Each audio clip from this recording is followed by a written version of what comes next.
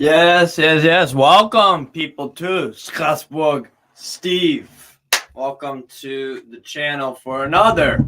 Of course, the name of the channel should give you a hint of what we will, be up to today. Today, Strasbourg have Stade Rennais away at Roazhon Park. This is going to be extremely difficult game for Strasbourg to take any points off of Stade Rennais. They've lost one game at home the entire season, and that was on the opening day to Lorient. They lost 2-0, I think, or 2-1. So I'm not expecting anything out of the game, if I'm honest. But we are playing some better football, and maybe the relegation race is back on, but I don't know. I don't know if this team is capable of quite being saved just yet. But anyways, people, before we get into anything, make sure you smash the like button, subscribe, all that good stuff. But yeah, thanks for coming to check out the video. So, Strasbourg versus Stade Rennais at Roazhon Park. For the lineups, we've got for Stade Rennais, they're lining up in a 4-3-3. Steve Mandanda, Berger Mailing off the left, Joe Rodon on loan at Spurs. He's starting at center back along with new recruit Arthur Tiate and Adrien Touffet, as well as Desiré Du, the 17-year-old winger. Flavien Tré also starts for Stade Rennais. Benjamin Bruigeot, who's a phenomenal player. One of my favorite to watch and a player that I think would do well at many different Premier League sides.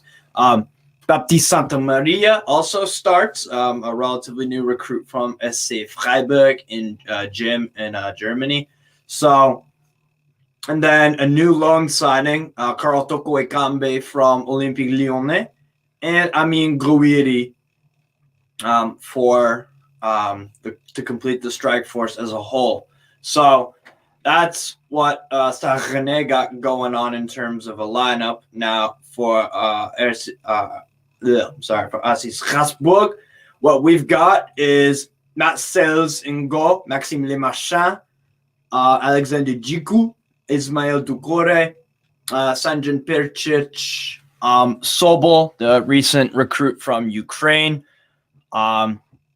Morgan Sanson, who's on loan actually from Aston Villa, Frédéric Gilbert, and Ibrahim Sissoko also starts in midfield for us, as well as Diarra and Lebo Motiba. Now, those are the lineups for today, and I actually have a special guest with me joining. He's a fellow Irishman. Well, I'm not Irish. I might be part Irish because my mom, whatever. Anyways, we have Kyle. Steve, how are you keeping, man? Along. What's going on, man? Welcome I'm good, to the channel. I'm all right, man. I'm all right. Welcome to the channel. It's good to have you around, man. What's going on? How you doing? I'm doing good. I just saw you coming on, and I said I put my face on and say big up to you and how you're keeping and chat a bit of football. Yeah. And a big congratulations on getting to the final. Thank you. Yeah, obviously my English side Newcastle. We took care of business yesterday against Southampton. Absolutely. And I hope to God you take care of business against Man United now and beat them. Yeah. Unless Forest have a miracle out of nowhere, I highly doubt it. But yeah, we'll see. The last time we had a final, it was 99 against Man United, FA Cup, lost 2-0, I believe. Then we had Arsenal the year before. Yeah. And funny enough, that was to complete a double for you guys, right? Yeah. And a treble for them. So, yeah, unfortunately, because Dennis Bergkamp missed the penalty for United to go on and win the treble. Heartbreaking stuff. Right. So, but I love Newcastle. I always had great respect for Newcastle. So it'd be great to see him lift up a cup for first time in many years now, you know. Yeah. So I'd definitely be shouting for you on that day. Nice. That's awesome, man. Thank you. Yeah.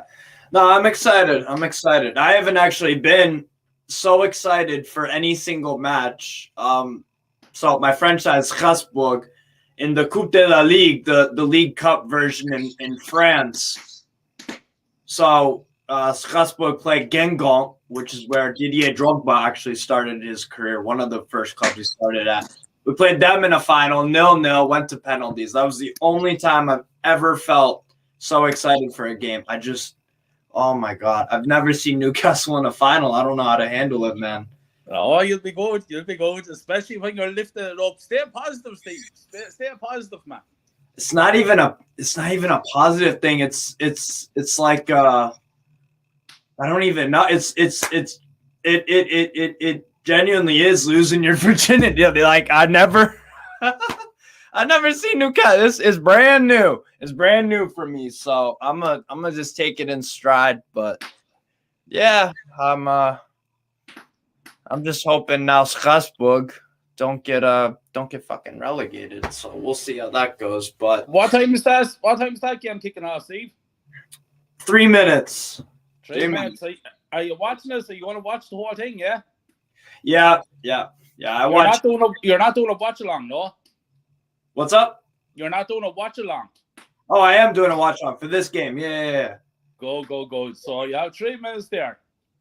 Yeah, in 3 minutes. Do you know? Now, how familiar are you with French football or football outside of England? Outside of England, yeah, no, I know.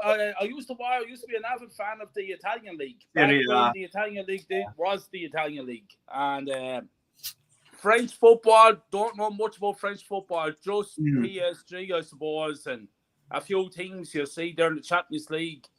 But my knowledge of the French football now would not be like my knowledge of the English game, you know. Right. The English League will be my number one. Yeah. Then, as I said, the Italian League back in the late 80s, early 90s was phenomenal. I remember sitting down watching Diego Maradona play for Napoli. Like, so but Italian football is not like that anymore either. So you lose a bit of interest in that too. The German football is a joke up there. I think it's like the Scottish League, you know. It's a bit of a joke. So it's fun to watch. It's fun to watch, but I agree that it's the same kind of clubs all the time, you know. Right, yeah. Yeah, in a way. And then in French football, for me, it's just like the year remember when Monaco a few years ago beat Man City 6-5? That's right. 6-5? No, 6-6. So then the next year following, they were a relegation side for a lot of the years. So that's the thing I like about French football. It throws up so many just random nonsense things that stuff that don't. It's like a yo-yo league, Stephen. Up and down. You don't know what's happening. Like it's very hard to predict. Right. Lyon right now are 11th. You'd think that they, the club that Lyon are, that they'd be doing a hell of a lot better, but absolutely. Lyon was always one of the big giants of French football, you know. As I was growing up, Lyon was always one of the big boys, but you'd be thinking to be doing better than 11th, like, you know. Yeah, I mean, at the end of the day, it all comes down to finance. Yeah. That's what it comes down to. The Premier League are the masters of marketing. Masters. They have a worldwide global audience. They tap into it constantly. So it's massive, absolutely massive. Aye. But as I said, unfortunately, money is after destroying the game in a lot of ways too, Stephen. You know, when I was growing up, you see the likes of Maradona, Franco Baresi, Paolo Maldini, Batistuta, Romario, Bebeto. Yeah. You know, the list goes on and on and on. You know, you could name some of the greatest players ever to play the game. And like I'll give you an example. I'd be good friends with Paul McGrath, who's a legendary Irish footballer. And I was having a conversation with him one day, and he was telling me when he was at his heights at Aston Villa, he was on £30,000 a week. Back in the day, that's a lot. Back in the day, it was a lot of money. But you wouldn't even buy Paul McGrath now if he was playing in today's football because he was so good.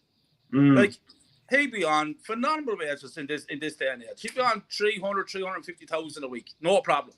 He was that good of a player, you know. So it just goes to show money has taken over big time. And Stephen, I always say, when you see the lads that are kissing the badges and stuff like this, all a load of bollocks, man. It's all about that. That's what it's all about. Unless your name's like a Totti, who stayed at Roma his whole career, someone like that. But that's hard to find nowadays. Exactly. I'm trying to think. What are some one-club men that Arsenal have? Which are the last one-club man, club man for me was Tony Adams. Tony Adams, yeah. Yeah, no, he was Mr. Arsenal for me. Yeah, you had the likes of Ian right there as well, but he's not a one-man club. Adams was the number one for me. Yeah. And I remember, Steve, just to quickly say to you, I remember he was signing a contract one time, an extension, and they asked him about the finances to it. And Tony Adams said, Arsenal Football Club can put anything they want down there on that contract, I still sign it. That's a club man for you. No matter what he got, he signed, that's it. Right. So, but as I said to you, the Premier League is completely different now than what it used to be back in the day. You know, it's globalized now, and it's the number one brand, and it's massive. But I fear for it, Stephen, because as the years go by, will it keep level, or is the backside of it going to fall out sometime? And it could be devastation then if the money falls out with you, know.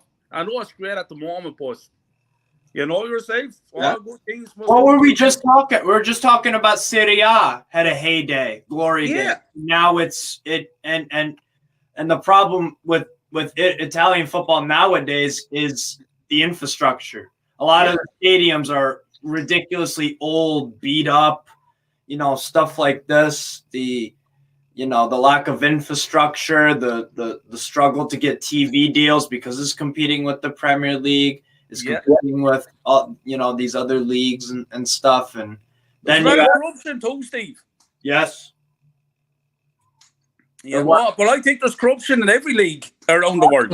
Absolutely. Oh, whenever you have the highest level of anything, golf, Stade Rennais. God damn. Already. Yeah, I mean, Guiri, goal for Stade Rennais. It's 1-0. Fuck. It took a deflection off one of our defenders' asses. I wish I was joking. Oh, Jesus. So you get relegated tonight then if you get beat? What's up? You get relegated if you get beat tonight? Oh, no. We, no. We're fourth from bottom right now. The three teams below us are Ajaccio, Stade Brest, and Angers, and they're either tied on points with us now, or they might be above. So it's not looking good. It's 18 games into Ligue now, if I'm not mistaken. So not looking good, Steve. Yeah, we have one win all year, and that came against Lyon away. Jesus. And so the other thing, this is a great point from Danny, my friend who supports Marseille. Ligue 1 is switching from 20 teams to 18. So 4 teams go down. 4 automatic. Because there's a promotion playoff in there used to be a promotion relegation playoff where the third worst Ligue 1 team would play the third best Ligue 2 team in a 2-legged playoff. So Jesus, they're chopping it. So 4 teams go down then. Yeah, 4 out of 20, so a fifth of the league. So it's not looking good, but not looking good at all. No. Jesus Christ, man. But sure, listen. It's like everything at the moment where they are on the table and they play us now on Saturday under the new management. I think it could be a tough game. And go to St. Park on Saturday afternoon. That will be a tough. That absolutely that'll be a tough game. The crowd will be up for it. You'd think.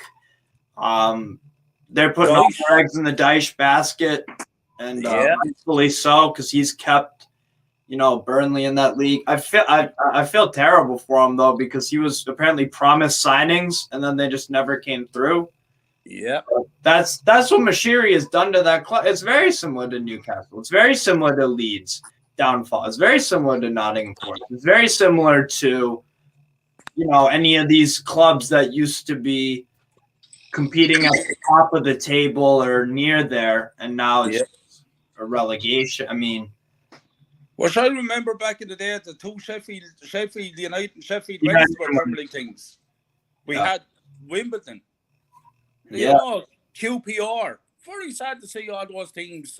Big clubs, big clubs. Right. And they all fell down, and that's it. Never seen it again. Portsmouth as well.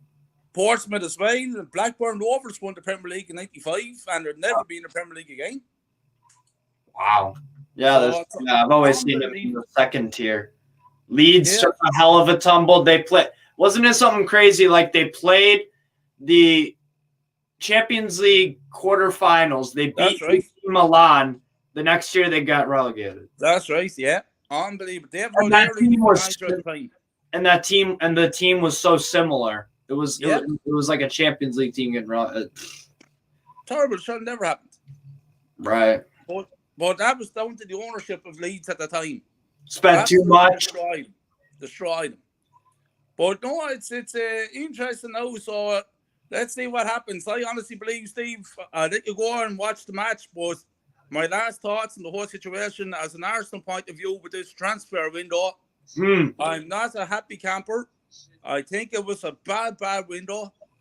We got Trossard. I'm delighted about that because I think Trossard is a quality player. The centre-back fella, I know you came on the other night and you gave a little explanation of what to expect from him. But to me, he still sounds to be very young. He's obviously inexperienced, obviously. I like to think that he will be a success story. But at the moment, he's not the answer. Yeah. And also, we go out and we get in Jorginho. People are saying that he has positive aspects too, but to me, it's a negative aspect. Yeah. And I honestly believe, now, Steve, I will be talking to you again, but remember what I said to you. I believe that this transfer window has ruined our chances of winning the Premier League. What would you give it out of 10? I'd give it a 3 out of 10, Steve. That's the truth. 3 out of 10, man. I'm an Arsenal fan. I'm not happy. Yeah, I'd probably go 4. Not happy. I support them since 1987.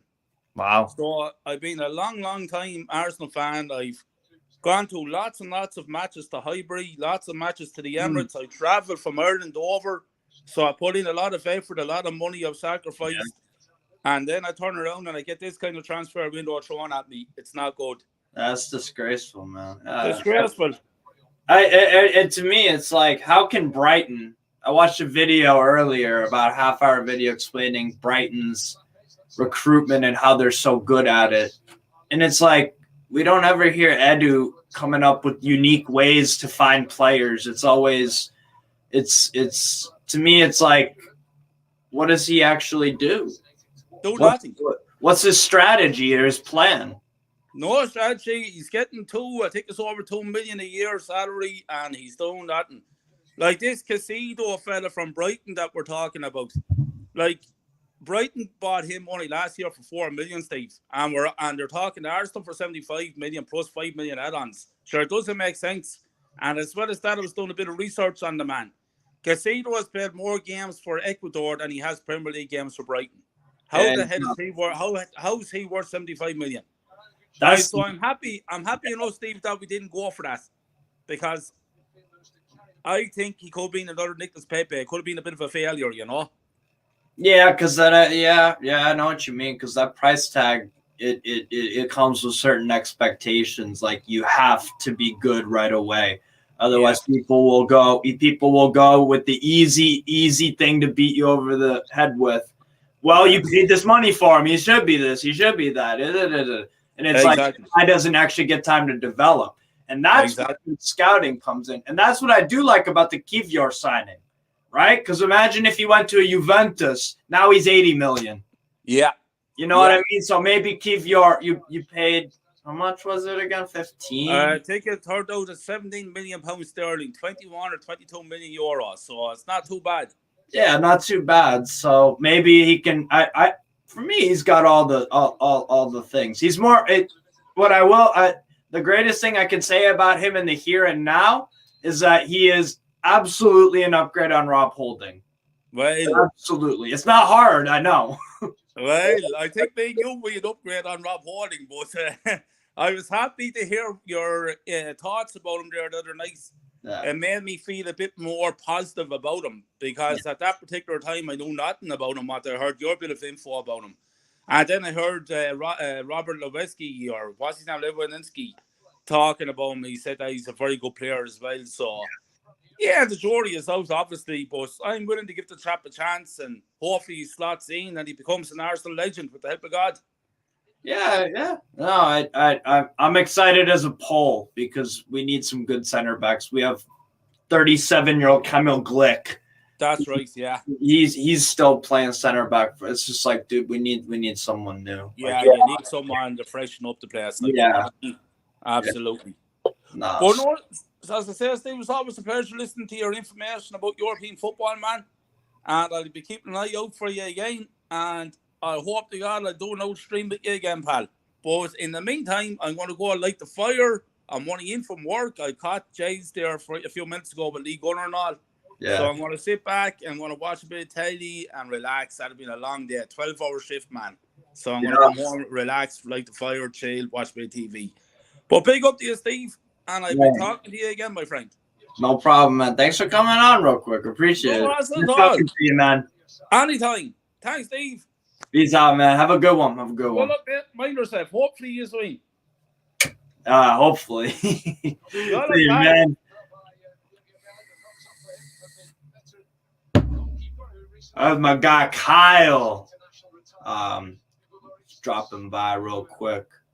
Talking some Arsenal and some European football. Love Kyle. He's a good dude. Good dude. One of my Arsenal buddies. So yeah, man. It's good. But yeah, the game so far. It's all Stade Rennais. We had a chance kind of in their box, but wasn't controlled correctly. Here's Billing though. Or Milling. Triate. Doijo. Rodon. I wonder if Jed Spence is on the bench, actually. Let's see. Oh, shit. Hold on. There's so much football on today. Like, it's crazy, man. Meg on Uber Eats.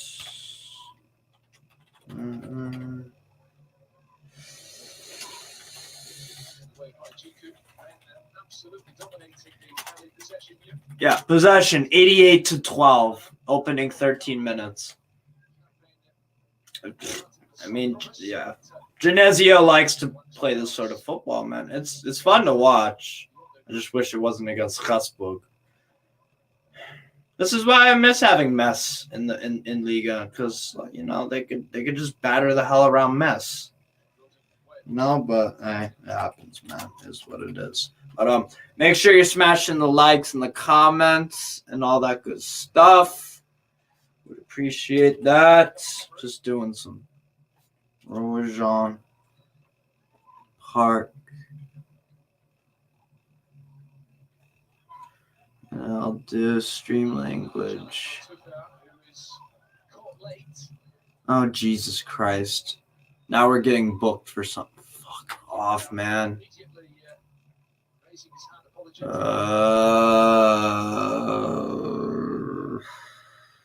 it's not looking pretty. It's not looking pretty. It's really, really not. Jesus Christ. Gilbert, chill, bro. Yeah, Frederic Gilbert goes in the book for Strasbourg. Our right wing back, right back, down in the book. First yellow card of the game for either side, if I'm not mistaken. Yeah, not looking good, bro. It's looking peak. It's looking peak.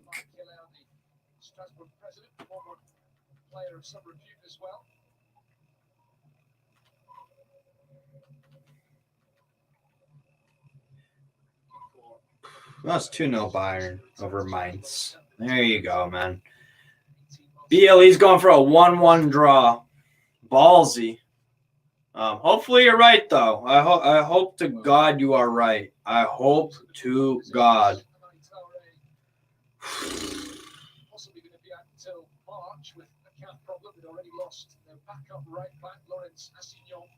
So that's why they went. That makes sense because Traore is out. Hamad Traore, the Malian right back for Stade Rennais. And then Assignon as well is out for Stade Rennais. So that's why they brought in Jed Spence on loan, who is not on the bench. I don't think. No. Yeah, Stade Rennais got a tiny bench. 6 subs available to Stade Rennais. That can't be right. There's no chance there's only 6 subs. Let me go check. That can't be right. 6 subs? Oh, God.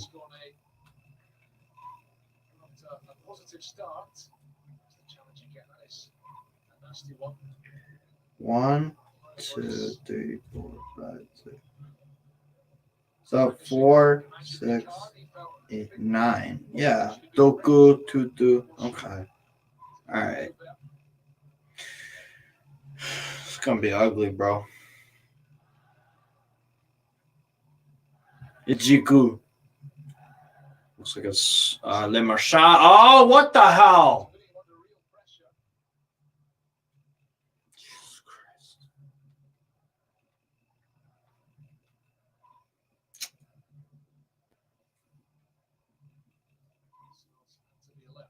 This ain't good, bro. This ain't good. Yeah, fuck it. I'll just watch Monaco, Alger, Lens, Nice, Stade Rennais, Strasbourg, and Mainz, Bayern. Still celebrating last night's win. Yeah, same here, man. Same here. These are my fucking guys. I love Newcastle to my soul, man. Ugh. Magical last night. It really was. Feels like a dream. It genuinely feels like a dream. But yeah. Back to reality with Racing Club Strasbourg Alsace. Ugh. It's Benjamin Bruyot over this free kick.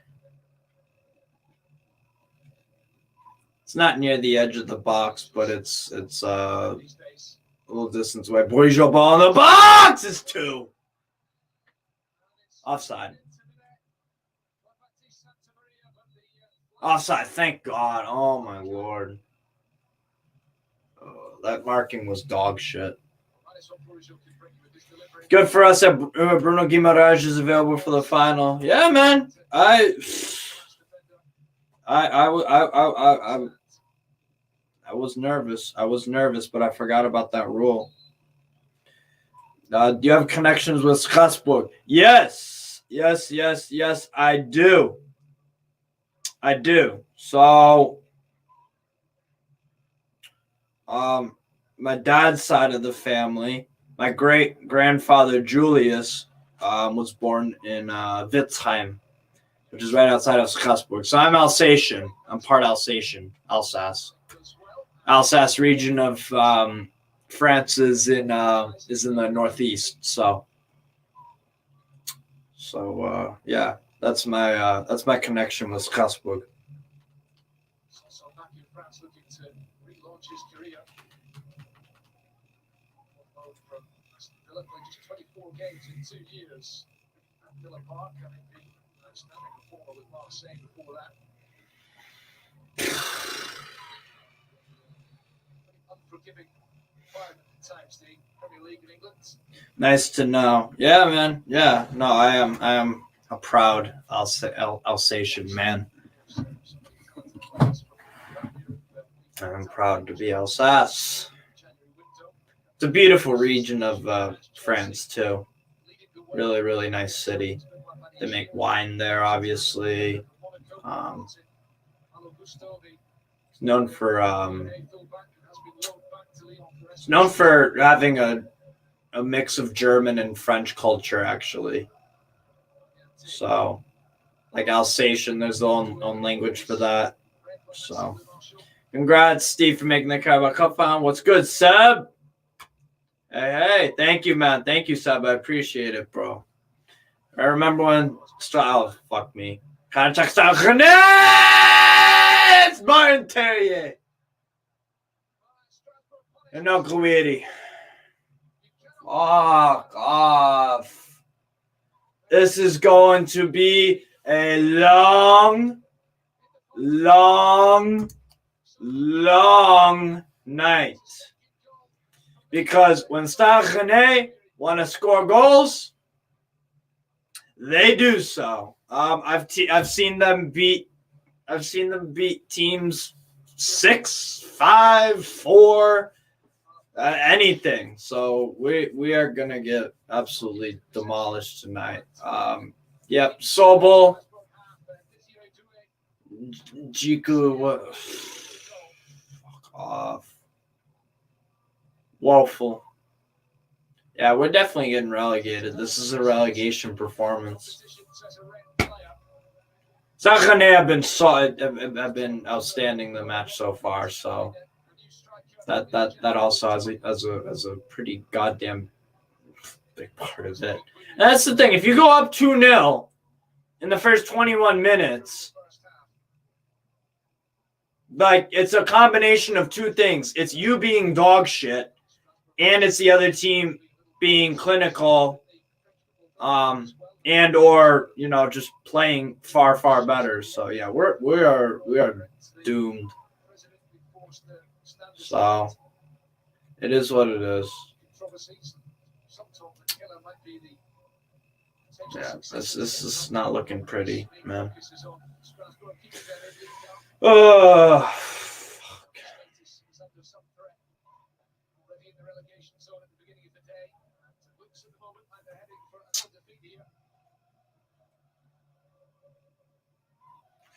Yeah, this is gonna be a long game. 70 minutes to go.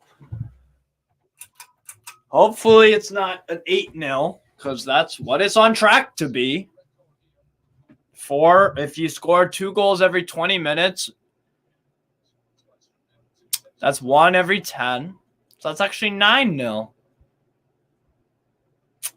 So yeah, it could be a FIFA score here at Roazhon Park, but now Guidi, right place, right time on both of the goals. It was good play from Stade Rennais, and then Strasbourg defensively do themselves no favors, which we haven't done the whole season.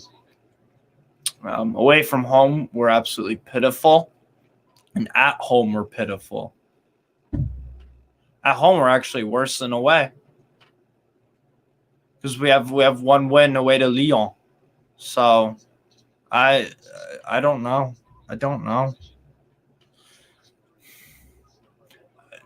Yeah. Ligue 2, it beckons. Yeah.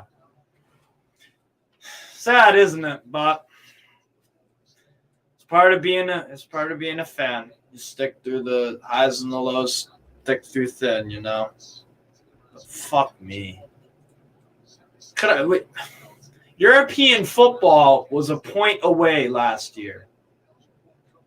And all of a sudden, we're not going to be playing away games in fucking Frankfurt or Sporting Club de Portugal or Midtjylland or Lazio or Roma or Real Betis or one of these kind of teams in the Europa League or Conference League. No. We're going to be playing Quevilly Rouen, Pau FC, and Bastia. But even they might get promoted.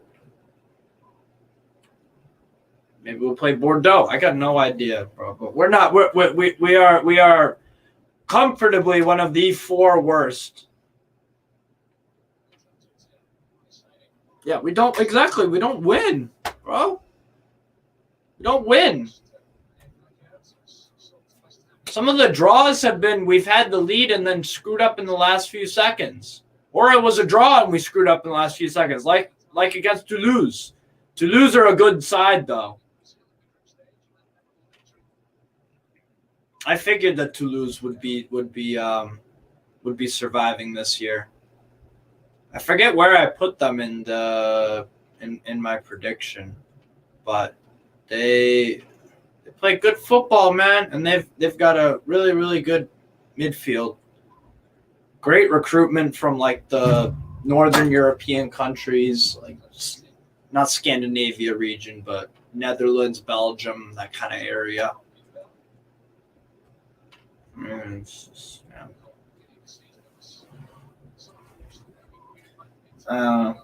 We're just fucked. I don't know what else to say. It's fun while it lasted in Liga. We won a Coupe de la Ligue while we were in. Finished 7th.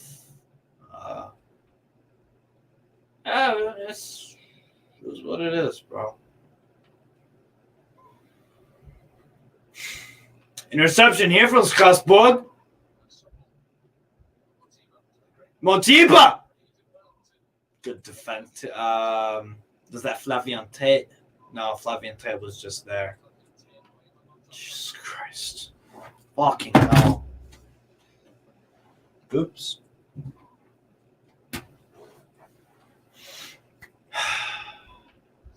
It is Ducore, one of the only shining lights of this season for Strasbourg. He's going to get sold on for a nice few £1 million easy. So Ludovic Ajorc, so there's 10 goals out of the team taken away as well. So Adrien Tramasson, there's probably about 8-7 goal contributions throughout a season, maybe a little more, a little less. Had to because of the financial situation.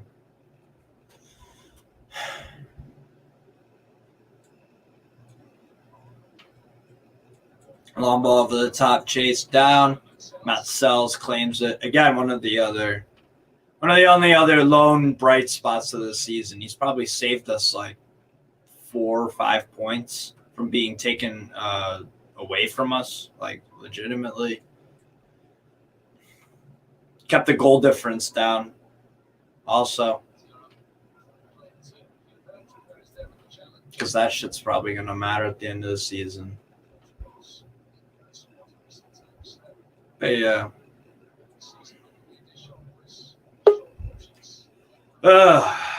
Rough times for Strasbourg. It is a throw-in, though.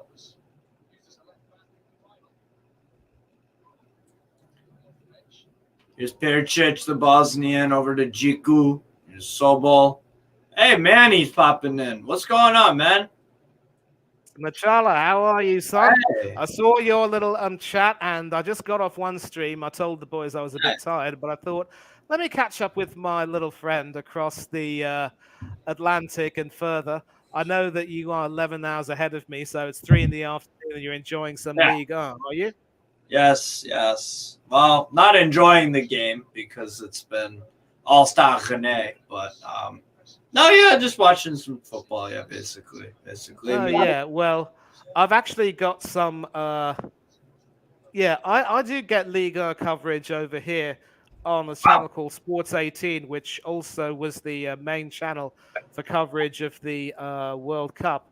And at the moment, while you're watching Strasbourg, for me, it's Montpellier against those bullies from Saint-Germain.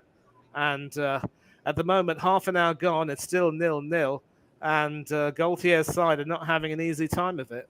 They've been very indifferent past few games. Very, very indifferent. We even played them tough, and we're one of the bottom 4 teams. It took 90 minutes till the 90th minute for them to actually beat us. Yeah, Paris Saint-Germain for me. I the way they construct the squad and stuff, they've tried a lot of different things, but they ain't winning no Champions League anytime soon. They're just too all over the place for me. They're inconsistent in Ligue 1 now.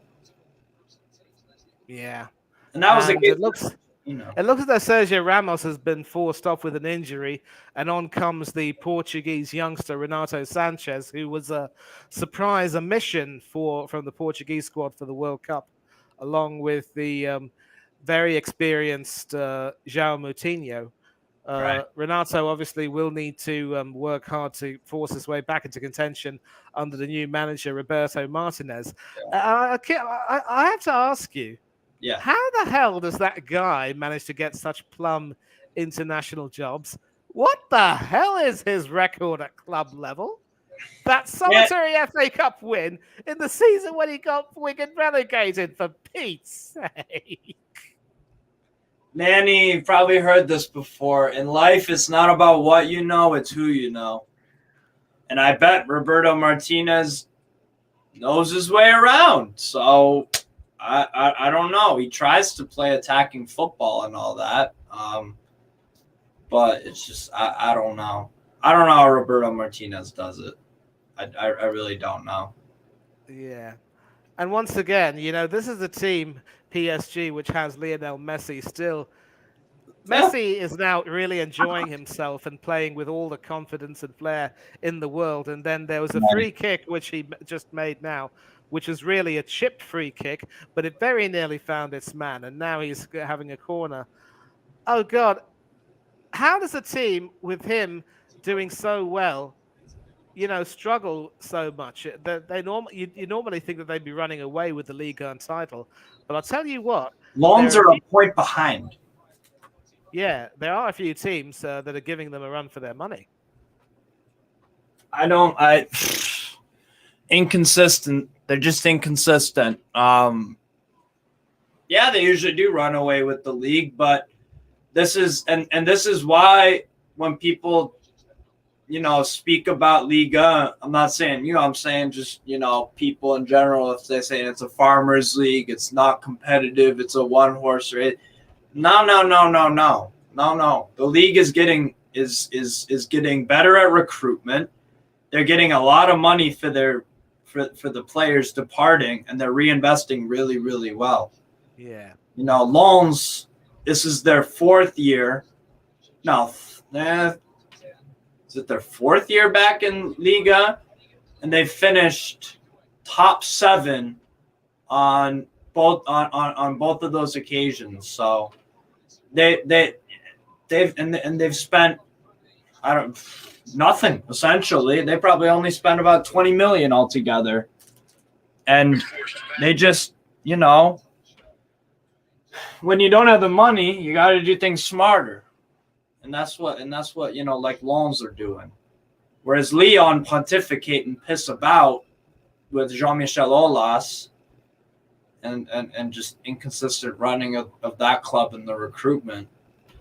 It's just it's crazy. But Liga for me, it's a very, very competitive league. It's a lot of it's very unpredictable in my opinion. Yeah, PSG have just scored, and it's that man, the dirty 30, Lionel Messi himself. And I'm going to describe that goal for you right now. But listen, what match did you say you're watching? Strasbourg against who? Stade Rennais. Stade Rennais, okay. Yeah. So basically it's Hakimi who has the ball and puts in a decent cross. Now, this one could be chalked off for offside, mind you, because Messi had just wandered offside. And it's actually going to be credited as an own goal by the Montpellier number 4. He's chipped it over the goalkeeper, and the defender has obviously tried to clear it. But Messi does deserve credit for... Yeah, it's a Kouyaté. No, but it's gone to VAR, and I think they will chalk it off anyway. So, yep. Yeah, that's offside. Yep, offside. So, sorry, Lionel. You might be the World Cup winning captain. You might be on top of the universe, but you're not going to get things your own way. Yeah. But, what about Olympique Marseille? I mean, obviously, as an Arsenal fan, I know that I've been inundated with talk about how the likes of Guendouzi and Tavares have, lit up that team. And, of course, let's not forget more than a few other ex-Arsenal players in that team. They dropped off quite a bit, but do you see them coming back and challenging too? Not until they get new ownership now. I like Pablo Longoria as their sporting director. I think but the investment has always been either not enough or it's been in the wrong areas. But Longoria seems to be doing all right. I mean, how much did you guys sell Guendouzi for? 15? It was something pathetic like that. Like, I get it that he had attitude issues and all that. Oh my God. Now, here's the thing. I mean, Guendouzi's not the only person who's had an attitude issue. We all remember how our number 34 had that huge drop where he threw down the armband and refused to, and so he didn't want to play the club again. I think things have resolved with him. Guendouzi's the type of player who certainly has the talent to do quite well under a more experienced, more savvy manager who knows how to handle players to get the best out of them. He'd do quite well, and that's one of the reasons why Unai Emery is planning on, trying to get him, at least at the end of the season. Once he gets Aston Villa to a position of safety, and mind you, they could even make a push for the European spots in the second half of this season, he'll look to try and strengthen and obviously get a few players with an Arsenal connection.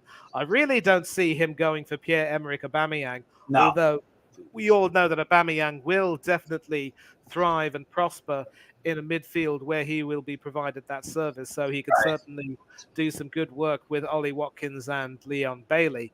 And certainly his days at Chelsea will be numbered, although I think he will stay out the rest of the season and play a few Champions League games. And then Chelsea will say, thanks for everything, Pierre. You can leave now. You tried your best. Didn't quite work out the way you or we would have wanted, but you're a fine striker and we hope that you will succeed elsewhere, but just not against us. But back to Guendouzi, I think there is a lot in him which says that he should be able to become a better player, and a pretty poor giveaway there from Renato Sanchez. Obviously, his inconsistent form was another reason why Fernando Santos didn't pick him. But I think Guendouzi just needs to continue to do what he's doing doing best and avoid more controversy. And if he can do that, then the French national team will have a good midfielder in their hands. He probably might not necessarily get into the team that immediately with the likes of Rabiot and Tchouaméni and others doing really well ahead of him in the pecking order. But he was valued enough to be picked in the squad, so he can still have a future. And so I don't buy people who see it fit to write him off just to, support the narrative of Arteta that maybe Guendouzi won't have what it takes to succeed at the top level because his attitude is an issue. I think some of the best players in the world have been absolute pains in the arses. But you deal with them, you push the right buttons, you get the best out of them, and life goes on. And of course, the players themselves will have a responsibility to mature as they get older. Roy Keane never did that, and as a Newcastle fan, you will have seen that on more than a few occasions. Yeah.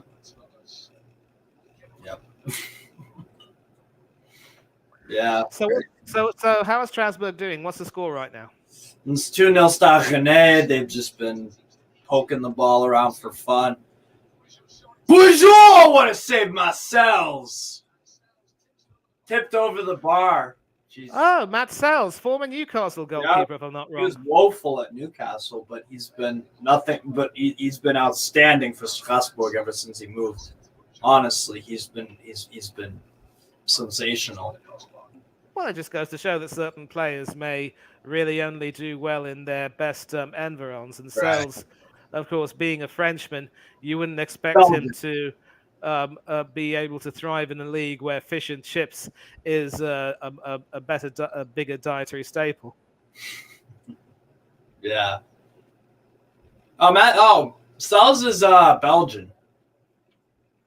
He's Belgian because remember he's back up to Courtois. Third choice. Oh yeah, he was back up to Courtois, but it's been Mignolet and another person, I think. Yeah. Yeah, my bad then. You're going to have to forgive me. I was a little bit tired during my previous stream, and even now, I just wanted to come on and say hello And I'll stay for a few minutes, and then I'll probably buzz off then. Yeah, you're good, man. You're good. What do you, I guess I'll ask you because I don't know if I've heard your opinions yet. What do you rate Arsenal's transfer window out of 10? 6. Okay. 3 signings, and all of them are quite decent. So that's 2 for each. But apart from that, we've done bugger all. Do you like the Jorginho signing? Decent quality, but he will be no more than a short-ish term signing. Someone longer term would have been desirable, but I think, for the purpose of making sure that we have good cover for Thomas Partey and enough experience to help us with this second half of the league season, that would be good. If he makes his 10 appearances and gets a league winners medal, it'll be a good decision for him to have crisscrossed London to come to Arsenal. He joins an increasing list of players who've made their way across the divide, and an even bigger list of players who've also gone the other way. Yeah, exactly. You got Gallus, Lassana Diarra, Petr Cech, Willian, David Luiz, and now Jorginho. That's not really a good company to keep. That's my concern with this. I will do what you did and rate each ex-Chelsea player by their performances at Arsenal. Top would be Petr Cech. Clearly, when we signed him, his best days were long gone, as they were with Pat Jennings when he came to us from Tottenham Hotspur, but he still put in more than a few good performances. Even during his last season, when he started very shakily, he still ended up being the Europa League goalkeeper and backstopped us to the final, and he was our best player in that game against Chelsea. And everyone else just had an absolute stinker, it has to be said, including that bugger Mesut Ozil. David Luiz started off rather poorly, I would say, but also grew to become a really experienced mainstay and someone who played a really important role in our FA Cup win. He should have definitely been able to oversee a Europa League campaign, and I believe that had he been fit for the semi-finals, he could have been the difference between us getting through to the final and potentially winning it, and then, being knocked out by Unai Emery. The other 3... Gallus, Diarra, Willian. Diarra didn't really play too much. But Willian played the season, started well, but was absolutely diabolical afterwards. And Gallus, although he did, play a little bit better, I put him at the very last because he was made captain of Arsenal by Arsene Wenger. Right. And I can never number 10, right? Yep. Is it the Yeah, ridiculous. I could never forgive him for that strop he made against, I believe it was Birmingham, when Eduardo had that injury brought about by that Martin Taylor tackle. And he went on to join Tottenham afterwards, which shouldn't really matter to me because we got Sol Campbell at the pick at the prime of his career. So letting an off-color Gallus move to Tottenham shouldn't have been a problem. But he came back to Highbury as Tottenham skipper, and when Tottenham won 2-3 that day, he celebrated quite wildly. So I'd have him. I have no time for that idiot. I wish we had never signed him, and he probably for that reason is the worst. Where do you think Jorginho is going to end up on this list? Oh, block. I'd say he could either overtake Petr Cech, or he will probably just be slightly beneath him or after him or whatever. If he slots into the team seamlessly and does a really good job, he will do well for us. But I think every one of us knows that he won't stay beyond 2024 unless things go really well and he decides he really wants to stay and Arteta really values him. Then why not? But again, everything will hinge on how we do this season. Securing Champions League football is the main thing. Winning the league would also be the bare minimum given how we start and how we've and how we're ahead. But we also know from the weight of history that we've been ahead at this stage before and still lost. So nothing is at all guaranteed. Yeah, it's true. It's true. Yeah. I mean, I think you guys will win it. Not only because you're playing really, really well. It's also because Man City, for me, I don't know what's going on with that.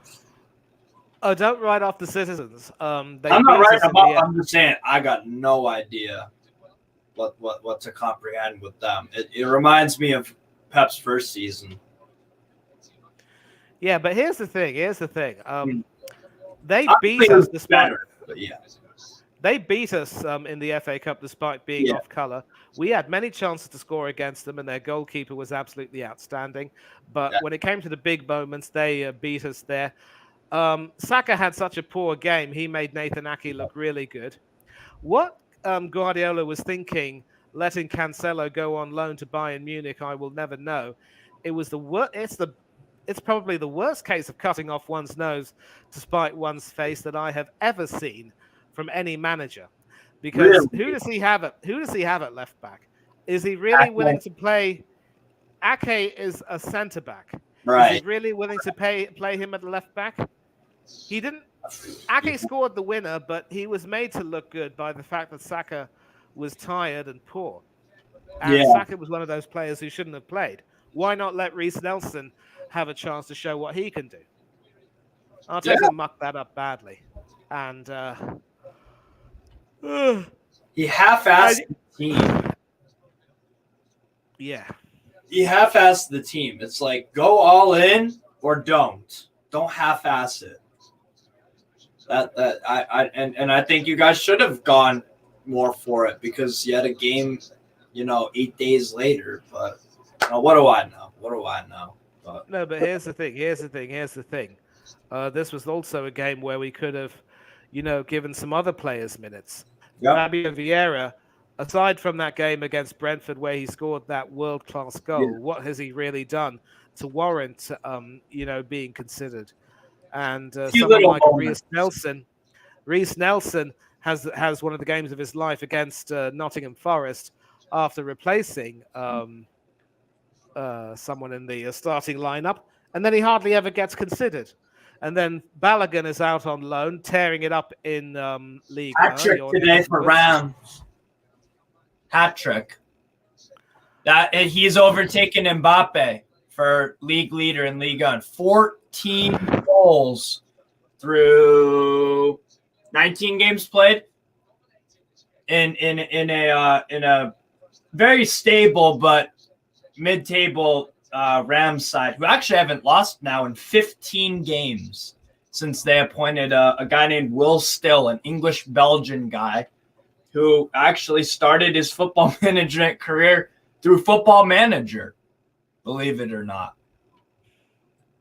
And he doesn't have his coaching license yet, actually. Yeah. It's crazy. Halftime, so halftime over in Montpellier. It's 0-0 between Montpellier and PSG. And it should be nil coming up to nil. It is nil. Much better now, but I think the 3-0 deficit might be too much for them. I seriously don't know of anyone who can come on and do a job right now. I am shocked that Tom Heaton is playing. I thought Jackie Butland would have gotten the chance to play, but maybe if Butland's injured, I don't know what's the story. And again, Hennessy's in goal, hasn't really had very much to do. But it's 0-0. Damn. Yeah, you're right. Heaton, Bisaka, Ron, Martinez. Yeah. Cremonese is beating Roma in the Coppa Italia, and Cremonese haven't won a Serie A game this year. What the? Damn. That makes me happy. I do remember Gianluigi Buffon being in the headlines for when Parma played Inter Milan. 45-ish and still doing really well. Obviously, his really best days are long gone Yeah. he can still do the business. Yeah. No, it's goalkeeper longevity is something. It's crazy, especially with Buffon. Like being a Serie B goalkeeper doesn't sound like that impressive, but still professional football in a country that's renowned for football. So I mean, it's still pretty decent to do that at 45. So, but yeah, I mean, what have you made of Montpellier and Paris Saint-Germain? Montpellier have actually done quite well to, prevent PSG from getting a foothold. Yeah. As far as attacking is concerned, I don't think they've given Gianluigi Donnarumma too much trouble. Yeah. What Keylor Navas has done to Galtier, I have no idea. I hope Navas leaves PSG and joins a club where he will be valued. I don't rate Donnarumma, to be frank. I really don't. Really? No. I think for a big guy, he doesn't really have the best of positioning. He doesn't get down quickly enough. His handling also at times is a little bit suspect. I rate Emiliano Martinez well ahead of him, and there is a reason why Martinez is now a World Cup winner and a Copa America winner. I think internationally he is up there as one of the best in the world. I'd have him up there alongside Courtois and Manuel Neuer, but. And both Courtois and Neuer had pretty poor World Cups themselves. Yeah. But Donnarumma, no, I don't rate him at all. Wow. Did you rate him at AC Milan, or was it? Not really. I often felt that he was thrust in really when there was no other option, and because he did well enough, he kept his spot. But they never won a Scudetto under him. Whereas under Cyprien Tatarusanu and Mike Maignan, especially Mike Maignan, Maignan is one of the best goalkeepers in the world, hands down. Yeah, certainly the best in France. And now that Lloris has finally retired, and now that Lloris has finally retired, he will be France's number one. I think Steve Mandanda will also say adieu et merci to Les Bleus. I don't think Alphonse Areola will be willing to continue too much longer. And under Maignan, there will be, the future is bright. The future is Mike, if you will. They've also got Leeds goalkeeper Meslier. He's decent, but right. Certainly, can has a little bit of room for improvement. But as far as Donnarumma is concerned, I'm sorry, I don't rate the guy. I don't think. And after him, who do Italy have as a decent goalkeeper anyway? Their former backup, Sirigu, is now no longer involved. I think he's the reserve goalkeeper at Napoli now. And he is. Meret at Napoli is a decent. I would you start Meret and Napoli over Donnarumma? Well, Donnarumma obviously has a lot of attributes that Meret doesn't quite have, and certainly they appeal to Roberto Mancini. But yeah, I wouldn't mind giving Meret a chance, to be honest with you. Meret's pretty damn good. He's been phenomenal for Napoli this year. I mean, it helps when Napoli are just destroying everyone in sight. They're just a fun team to watch, man. They really are. Yeah, I agree. I agree. And for me, this is probably what it was like to some extent to watch Napoli in the 80s and 90s with Maradona. Not that these players are Maradona, but the superstar factor. Victor Osimhen is wanted by every club in the world. He could go to any club in the world and probably start. The only one if let's say Man City freakishly got Osimhen, he could start over Haaland. It's not that inconceivable, you know what I mean? That guy for me, Osimhen, is just he's a bulldozer too. He's a bulldozer. Like when you watch him inside the opposition box, he runs over guys to get to the ball. Like he's a brute force of nature. That's the way I describe Osimhen. Terrific player. Would you take him at Arsenal? Certainly wouldn't say no. Definitely an upgrade on Edward Nketiah. But can we afford him? And does he want to come to us? No, not yet. You wouldn't want to go to Arsenal? Price, I probably agree with you, but the Arsenal, you guys are a massive club. You know what I mean? I think he'd sooner join a club like Liverpool or Manchester United, who'd be able to, incorporate him better into his system than Arteta will. If they get new owners, I'd agree with that. For me, FSG are far too frugal. They sell to buy, and they were really lazy this January transfer window. Liverpool, for me, really, really lazy when they should have had some. They need an entire new midfield unit, not just a midfielder or two or three. I'd say unit. Vajicic looks to be promising. Harvey Elliott, same. Fabinho's dropped off a cliff. I don't know what happened with Fabinho, but he's crap now. At least in crap form. That's why I'm saying that. I'm only judging off what I've seen from him for it seems like a while now.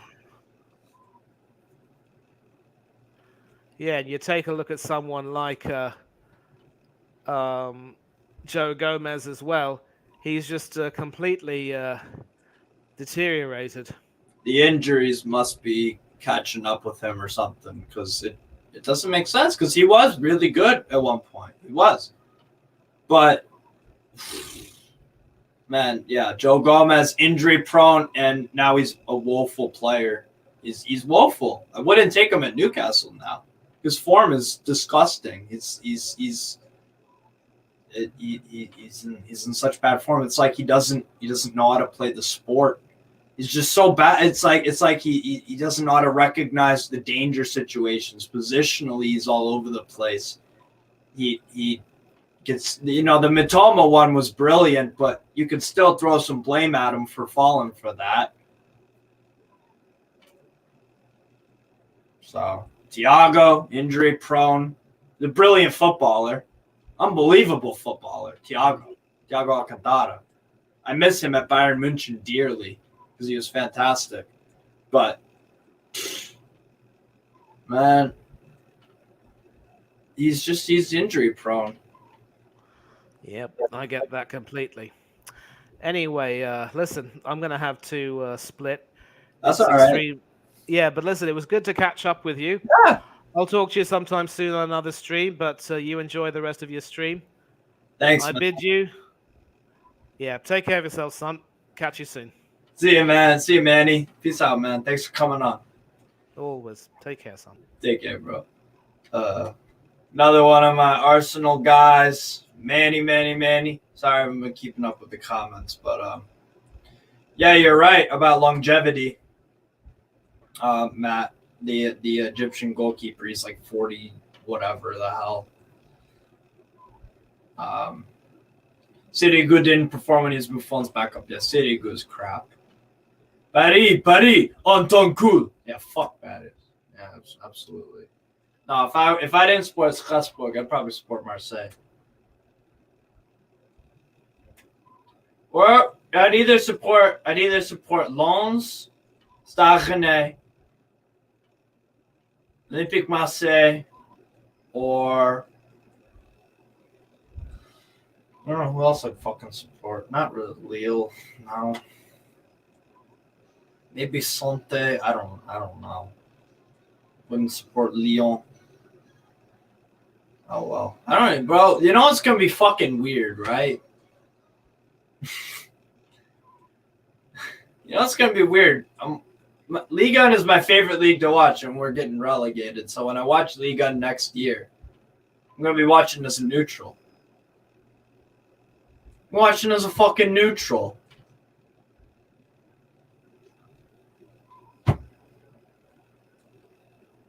Like, it's just gonna feel weird, man. I won't know. I won't know what to do with myself.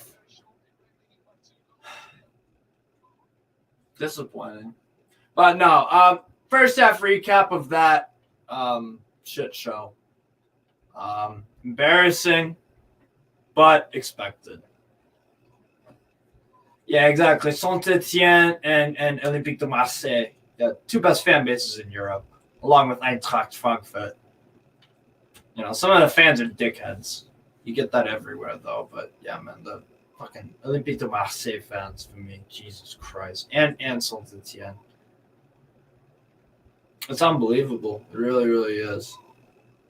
That's the other thing, too. It's like fucking, a lot of these French teams, they got great support. They really, really do. Even like Stade Rennais, nice little stadium, but they've got the Celtic Ultra. For me, everything about French football is just fascinating as hell. With regards to this match, with regards to Strasbourg, Stade Rennais, I don't really know what to say. I run out of fucking. Just disappointed. Couldn't build off some momentum, but Stade Rennais are just a far better team. 18th in Ligue 1 right now, with Roazhon getting a point. Now they're 3 points above us.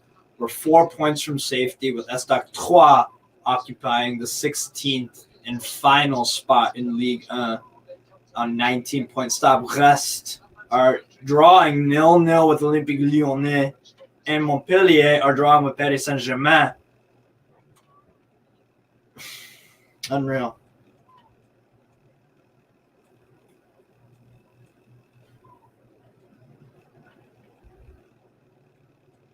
So wait.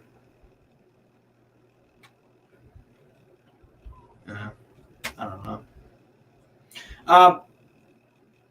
If we're looking at if we're looking at the game, trying to evaluate it. Well, for me, Bourigeaud, Santamaria, and Tate, that midfield three is Stade Rennais, moving the ball around exceptionally well, stopping the counter press. They've been far better. Desiree Du is a 17-year-old phenom. This kid is lights out. He's just fantastic. Melling is actually doing a pretty damn good job at right back. They couldn't throw in Jed Spence from Spurs on loan right away into the fire, so that makes sense. But yeah, Stade Rennais, they've been really good. And Bourigeaud gets the second half kicked off for Stade Rennais. Yes, I did watch Toulouse and Troyes. Toulouse are a fucking baller team, man. They really are. They're a good side. I'm surprised they're 12th. I thought they would have been higher, honestly. Having said that, they have a 7-point gap between them and Nantes. So, yeah, Toulouse will be plenty safe. Nice almost scored there. Jesus Christ. Lawns have been so fucking good. Wow.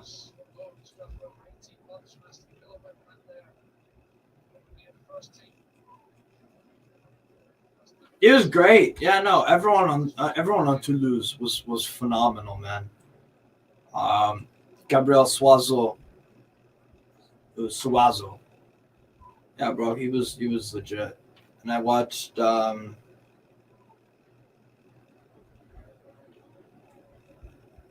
left back, I think you're talking about.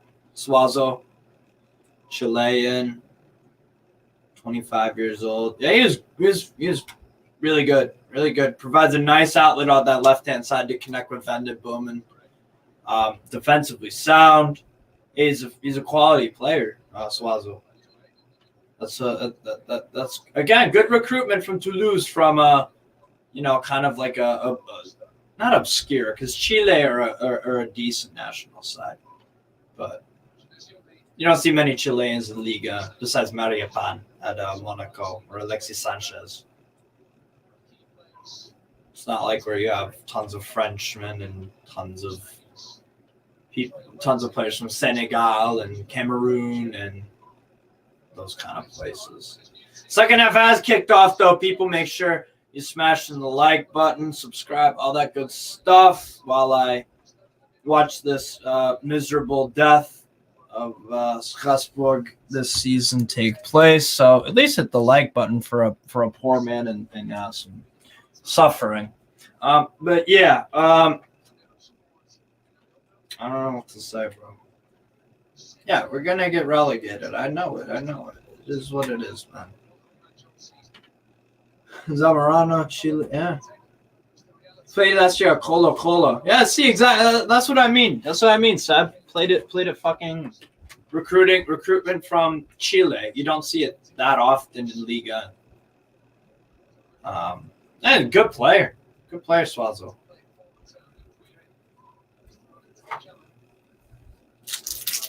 Alexis Sanchez. I watched that game too. I forget if Sanchez played.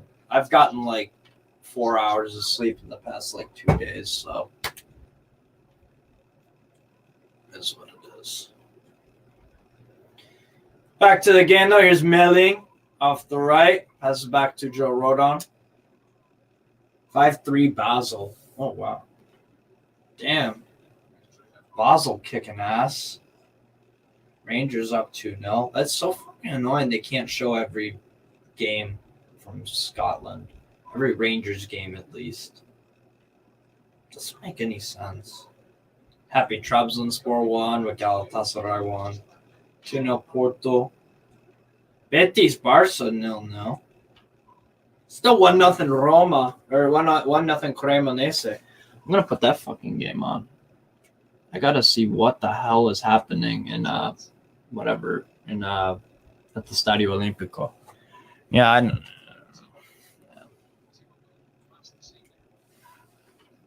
Rangers are far better under Beal than we were under Van Bronckhorst, so that's what I'm happy about. But yeah, I mean, it's a fucking Scottish team that's not the best. Yeah, of course. Yeah, happy with Trabzonspor's 2-0 win today.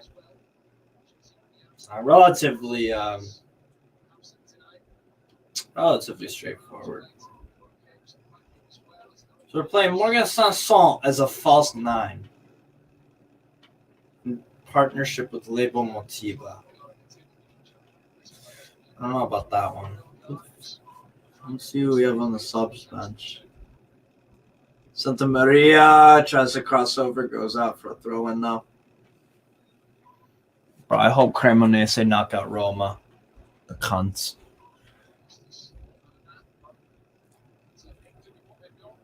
There you go. Right there. Midfield battle won and lost. Just 3-0 fucking Ren. There you go. Amin Gouiri.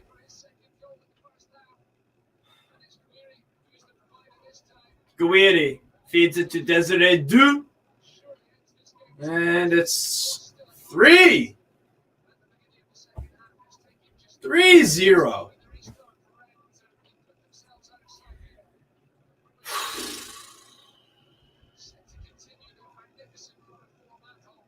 Look right there. Santa Maria chases down Sissoko. Sissoko loses possession like a klutz. And then it's really good football, just quick passing. Bourigeau, Gouiri, Desiree Du. Matt Sells can't do anything about that. He's going one way. Desiree Du shoots the other. Goal. 3-0 run. It's simple. You give away the ball in dangerous areas of the pitch, you get punished. What is so hard? What? This is the same stuff that was under Julien Stefan this year. These stupid mistakes. Again, it's good work from Stade Rennais to force a mistake, but you telling me you can't not make those mistakes? Telling me you can't play out of it? We're fucking rudderless.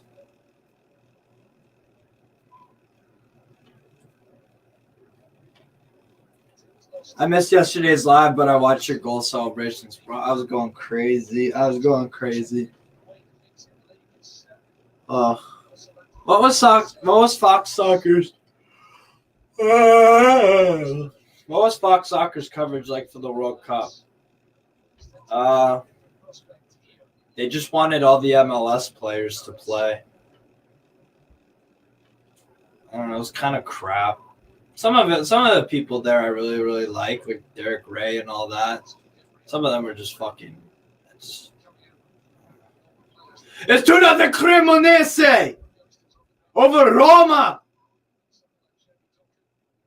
Fucking Cremonese. The team with no wins in Serie A. And it's almost February. They're beating Roma at the Stadio Olimpico in the Coppa Italia 2-0. Fuck me.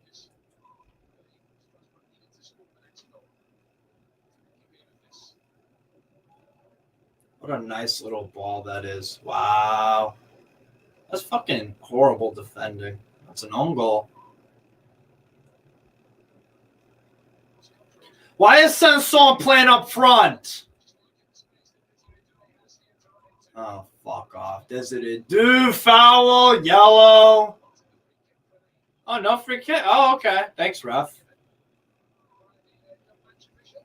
They don't deserve any favors, but I got it. Don't fucking. Oh, what a goal. Hakimi. Holy shit. That's a phenomenal goal, Ashraf Hakimi. Wow. Wow.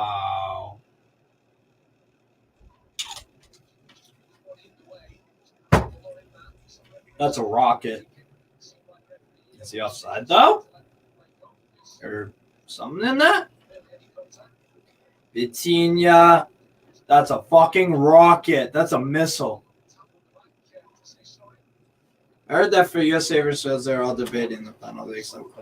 Honestly, I forget the World Cup even happened, bro. But I think you're right. Yeah, it was something like that. 3-0 Celtic. Those fucking assholes. 9-point lead. Forrest, come on. It's 0-0 still. Oh, it's 0-0. Come on. Make a game of it. Mandanda claims a apparent cross in.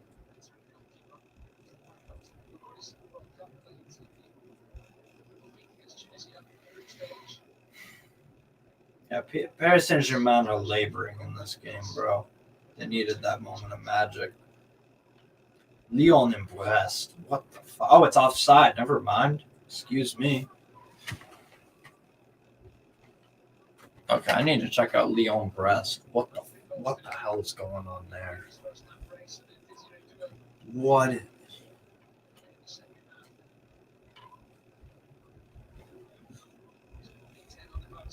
What a horrible team.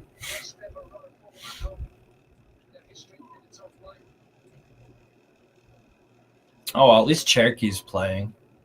Maybe that'll be some benefit to that fucking club. They're terrible.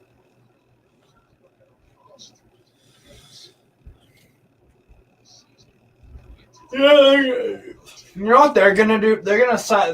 Man United are gonna sell someone like Anthony Martial, and they're gonna fucking buy him. The club just makes so many bad decisions.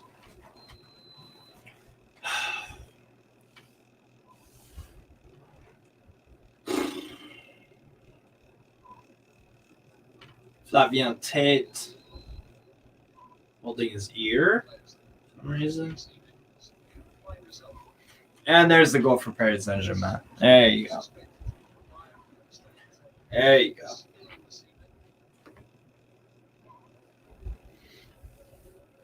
What are your live stream plans for UEFA Champions League and other UEFA competitions? Depending on Valentine's Day, my girlfriend might be working until 5, so then I'll definitely do Bayern München versus Paris Saint-Germain. Do an Eintracht Frankfurt Napoli. Haven't decided if I want to do Inter versus Porto or RB Leipzig versus Manchester City. And I'm definitely doing Club Brugge versus Benfica. Portuguese side. 80% fucking package has accuracy rate.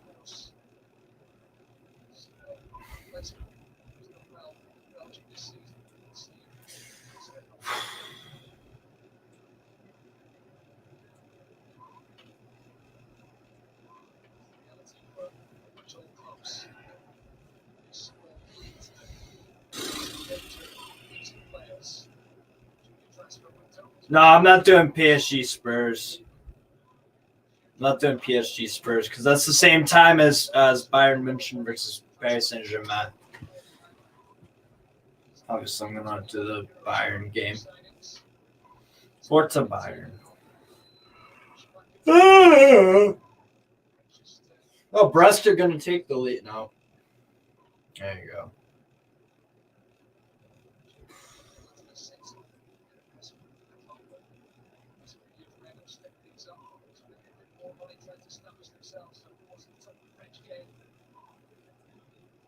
This kid Desiree Du is something special.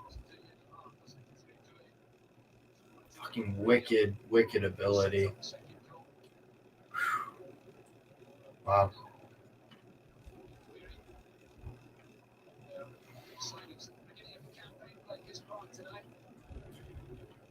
Here's Roazhon.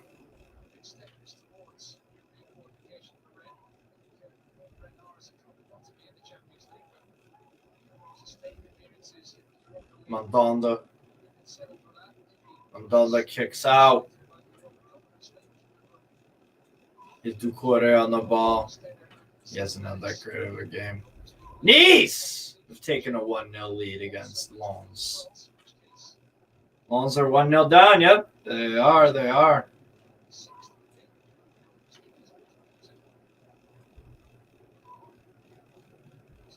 Bryce Samba's pissed off, too.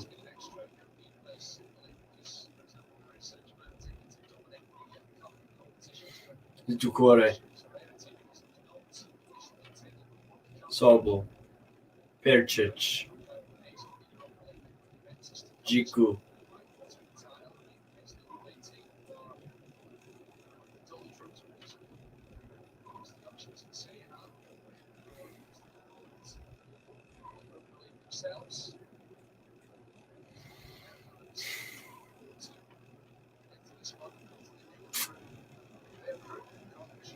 Tiate deals with the long ball over the top, tries to get it over to Adrian Kouffet.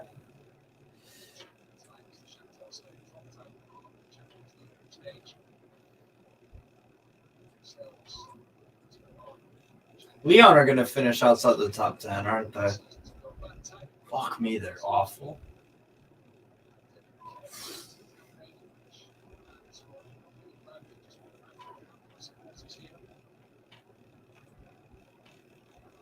At least get a goal or two to chop down the goal difference. Maybe that can somehow save our ass. I doubt it, but I guess you gotta try. Yep, Gaëtan Laborde scores for Nice.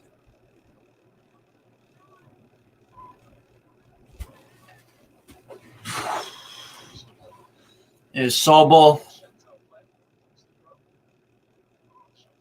Back over. Here's Senjin Percic, the Bosnian. Finds Doucouré. He's getting a lot more touches on the ball. A little bit better this half. Still can't get any penetration in Stade Rennais' half, but you know, fuck that. Who needs that, anyways? You know, who needs goals? Percic. Go on.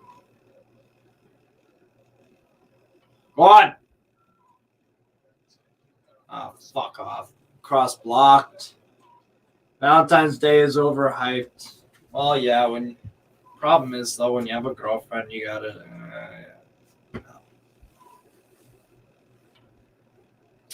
yeah. Headed down, Matiate. Chase down.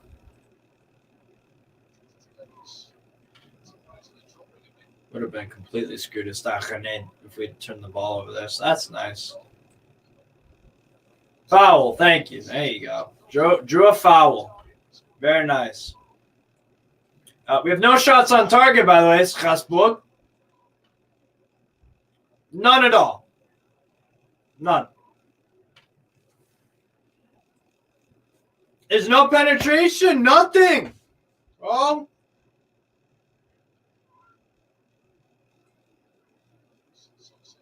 Fucking shite pass.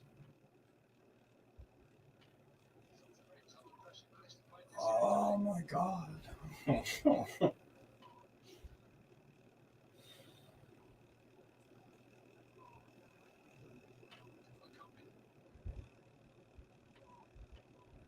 He's melling. Not close in on him.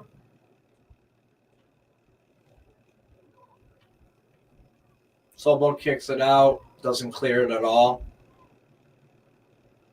Stop playing out from the fucking back. That's how we caused the third goal. You idiots. It's great that it works this one time. Fucking awesome. Couldn't be happier. Now let's actually get a goal from it.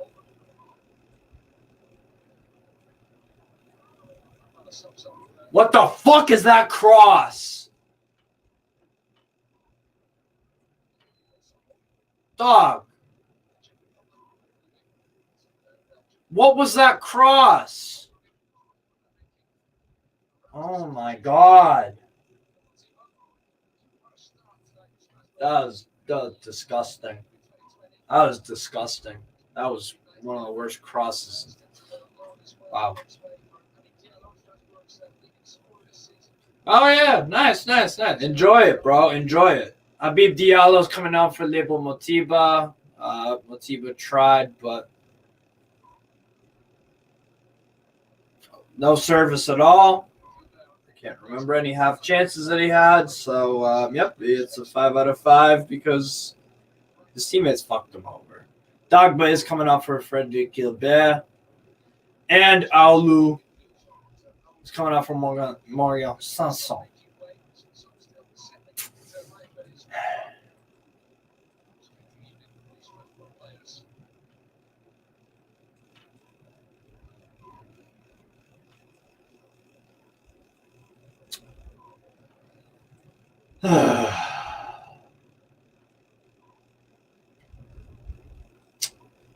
Shameful. I don't know how we can decline this quickly. It's crazy, really, if you think about it.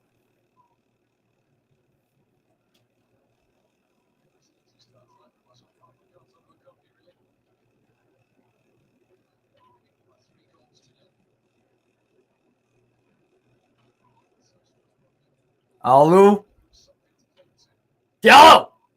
Get on! Can you chase the ball a little more urgently, man? Come on. Sobol.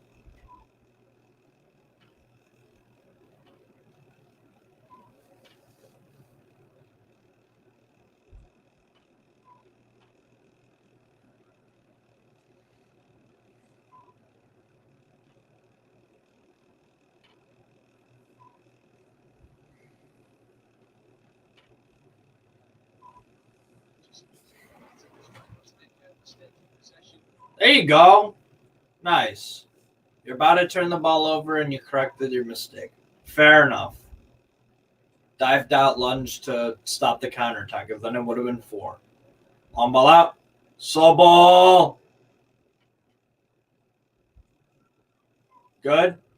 All right. What the hell are we doing?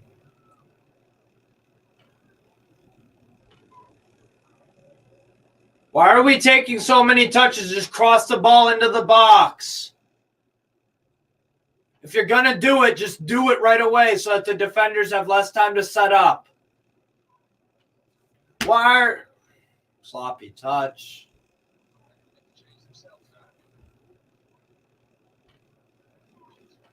Probably Union Berlin Ajax. Very intrigued to see what happens in that one. Shakhtar Donetsk versus Stade Rennais, though. That'll be interesting. I would say... I want to save Marco Bizzo. Wow. Leslie Ogochukwu. Ogochukwu is coming on for Flavien Tret. Paris, Antoncourt. Well, you know what? Strasbourg are going to be visiting Paris next year on an away day, but it's not to Paris Saint-Germain. It's away to Paris FC. That's where we're going. We're going to Paris FC. Yeah.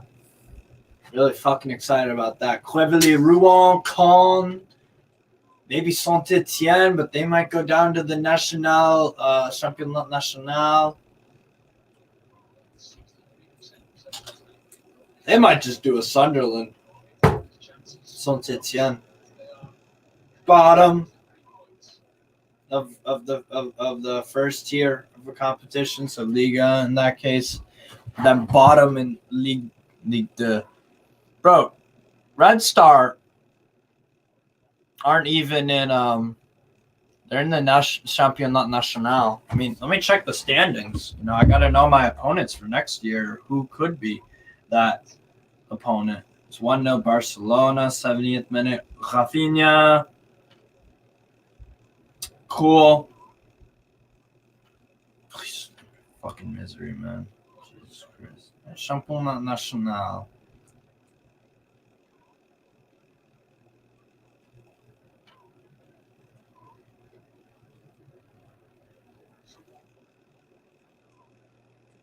How did Lens not score there?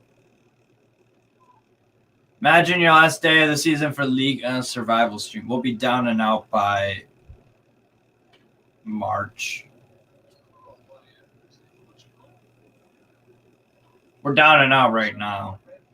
Just not mathematically.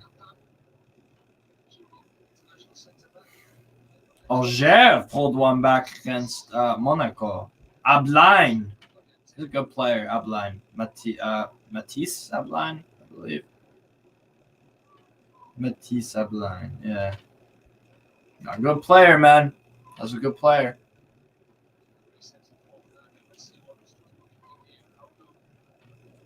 Go!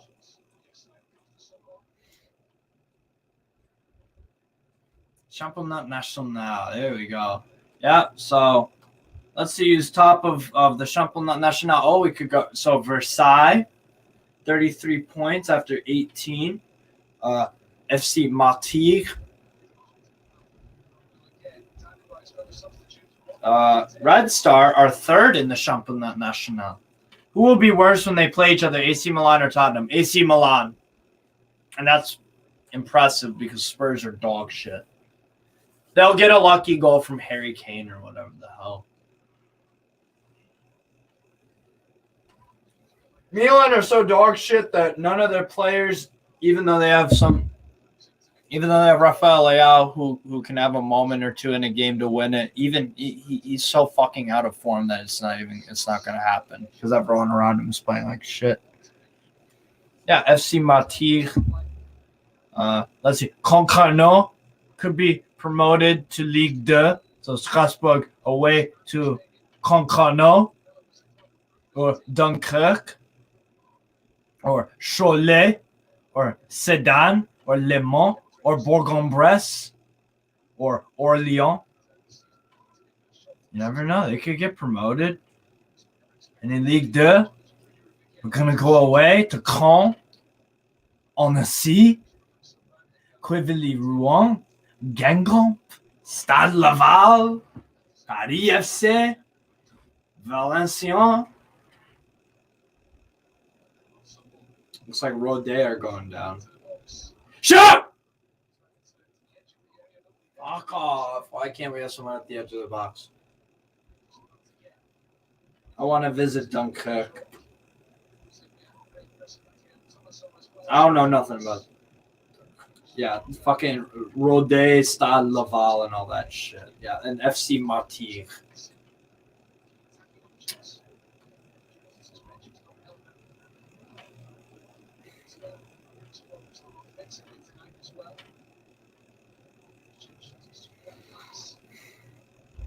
Nîmes, Dijon, could go there. Dijon, go to Noir Chamois, but they're going to get relegated probably. That's a heaping pile of shit. Doesn't Strasbourg belong there? We're playing like shit. We've been awful this year.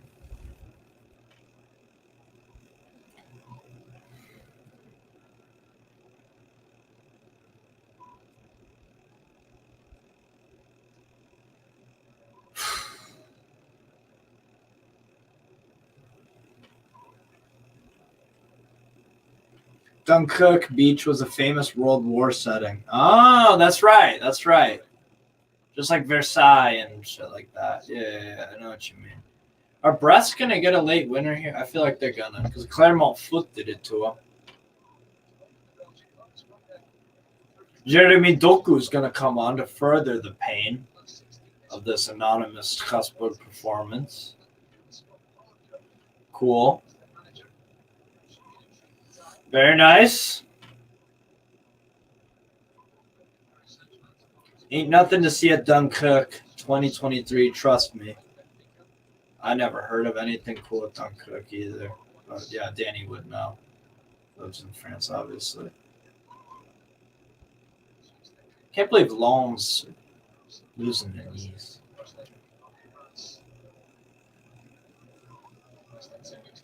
Fucking awful. Leon, man. Piss poor. So Koikambi had an okay debut. A nice few moments here and there. Made some good runs. He was all right. Toko Koikambi for Stade Rennais.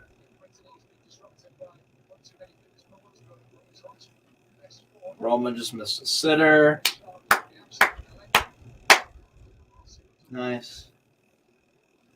Makes me happy.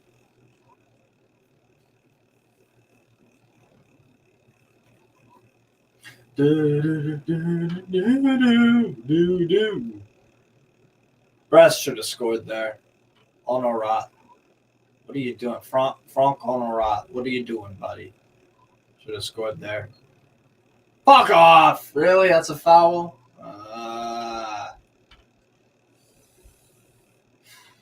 Nice try, Diarra. See, I like Diarra.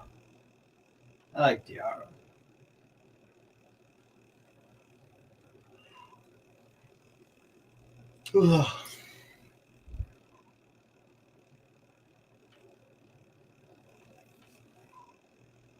I forgot to change the fucking score, didn't I? Yeah, I did. Holy shit. Yeah, I did. Wow. Wow. Okay, there you go. And I forgot to change it on fucking YouTube also. Awesome. I need to take a quick nap or something, dog. This is fucking ridiculous. And now it's back to Stade Rennais. Sustained. Nice passing possession. Nice and fluid and all that. Yeah. Piate. Crufer. Jeremy Doku.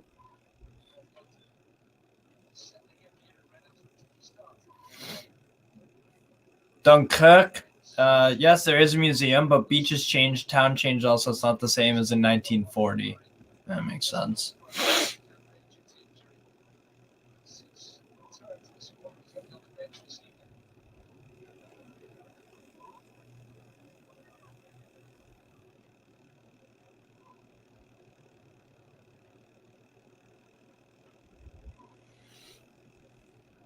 Yep, Leon and Brest is definitely a 0-0.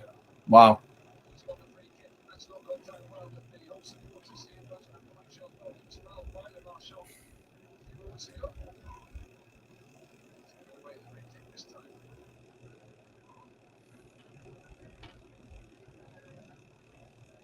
Yeah.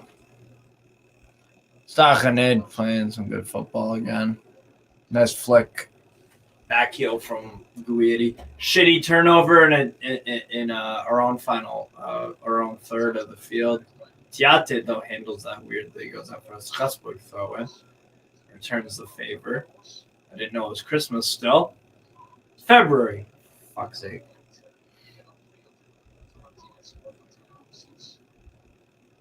Let's play it back. It's blocked.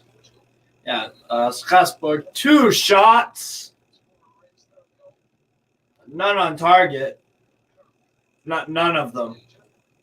Yeah. Stade Rennais got 3 shots on target. 3 goals.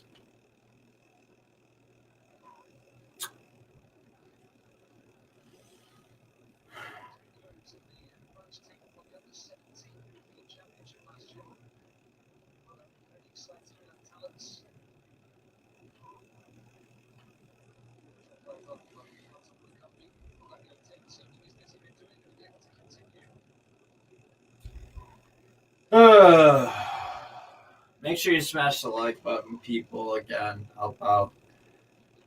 help me out with my whatever the fuck is this game is. I'm not surprised. I'm not mad at no one. Just sad to see. I wish Strasbourg were just like decent. 10, 11, 12. Like, fucking, I don't need to win every game. I want to stay in Ligue. But I don't deserve to. Keep playing like this. No shots on target. I don't give a fuck who you're playing against. You need at least 1 shot on target to garner any sort of respect from me. Like, how can you struggle that fucking bad? Did Paz de Cassel get a shot on target against PSG? Probably did. That's a 6-tier team against, best team in France, let's say. Best team on paper in France. Like, this isn't fucking, like, complicated. Block cross. What the fuck? Alu comes charging in. It's a foul into the box. Sorry. Yeah, a shot on target for God. See, exactly, Danny. That's what I'm saying, bro. Give me a shot on target so that you at least the goalkeeper has to do something. Right? The goalkeeper has to do something. That's what I would like. I would like for the goalkeeper to just do something. Now, let's see the stats for Paz de Cassel, Paris Saint-Germain. I bet they had a shot on target. I can't remember the game. I just remember Mbappe scoring like 5 goals. Paz de Cassel. U.S. Paz de Cassel.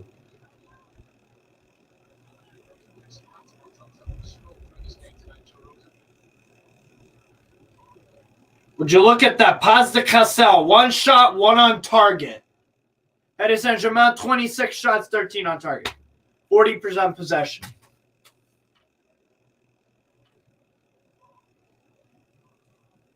So, Paz de Cassel, a 6-tier amateur team, can get more shots on target against a stronger team than Strasbourg can. Being a shit Liga team against a very, very talented and a little bit inconsistent Stade Rennais team. No shots on target. Unacceptable. Unacceptable. You draw blank, fuck off.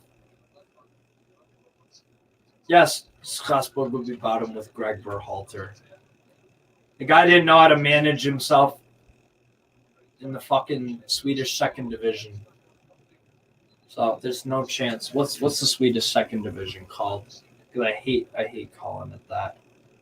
I want to know the actual name, so let me search up in Sweden on this.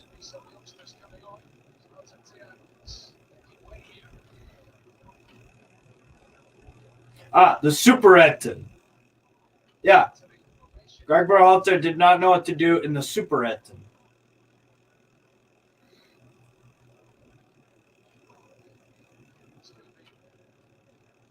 Two no Man United. 5-0 aggregate. Yep, it is going to be Man United. Fucking Newcastle. That's insane. Real and below. Goal! Here is Gueladu, his brother, getting subbed on for his. Oh, that's crazy. And Alan Do Marcolino gets subbed on for Stade Rennais for Amin Gouiri. I never heard of either of these guys.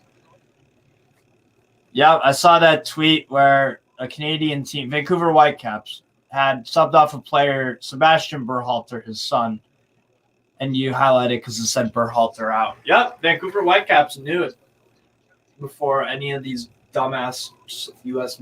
soccer media heads did. These idiots.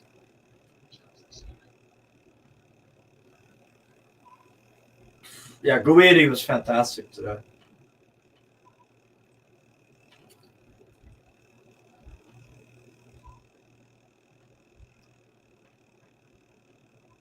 He's Melling. Number 2, what's his fucking name? Bourgeois.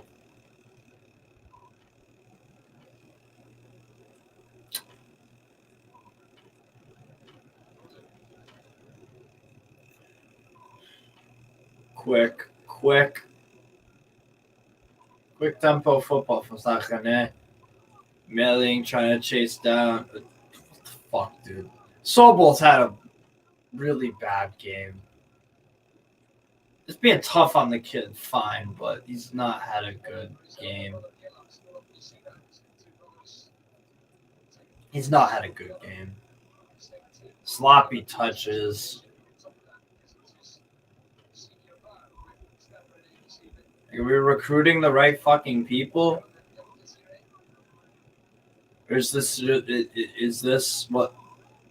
Is Sobel this terrible? Like, hospital past Mondonda. And why do we go towards the corner? Why the hell are we going towards the corner, Diarra, my guy? I'm glad you drew a free kick. Nice. How about instead of going to the corner, let's go towards the goal? Towards the right. Not the left, which is the corner. Because going to the corner does nothing.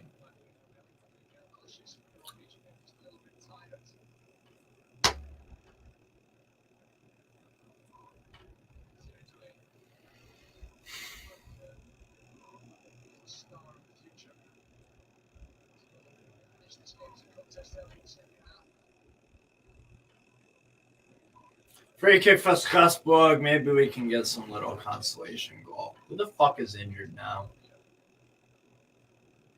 What's going on? Jesus Christ. Oh, it's Diarra. Oh, so one of our better players. Excellent.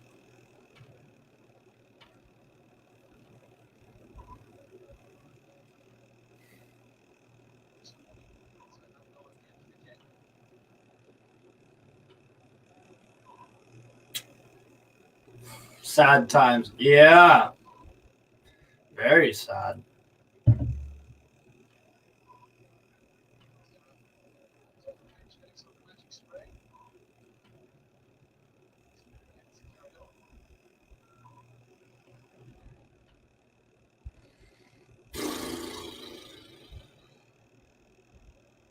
No shots on target.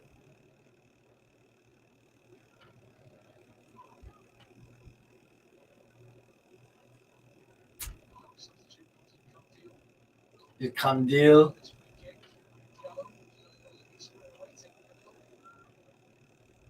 Shot. This is the bar. Strasbourg will live to see better days. Yep, it's what we do. We go. We're a comedy club, bro. We are absolute comedy club. Leon are too. How did they miss that header back post? Is it Tagliafico? Wow.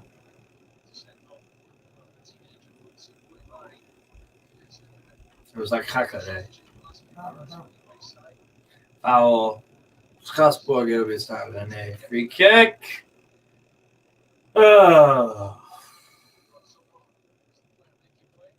Hoof body. Comes on for Sobel. Edward Sobel. Not impressed at all, to be honest. He's new though, so I'll give him. I'll give him time. Not good though. Not gonna say, oh, it's you can't blame the kid. I mean, he was awful. He was awful, and it's like the beginning of it. It can change, but he's awful. It's against a good opponent too, so again, I won't be too harsh and because he plays terrible now. Confrontura! Shout.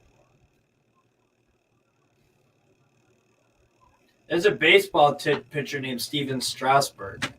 Yes, Strasburg. Yep, Washington Nationals. When's the next stream? Tomorrow it's going to be Lazio versus Juventus. Kunde scored an own goal. No way. Oh, Barcelona. Oh, Barcelona.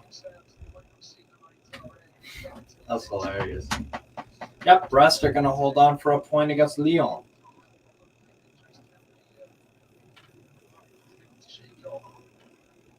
Oh, it's 2-1 though, Barca. Oh, okay. It don't matter then. Who gives a fuck?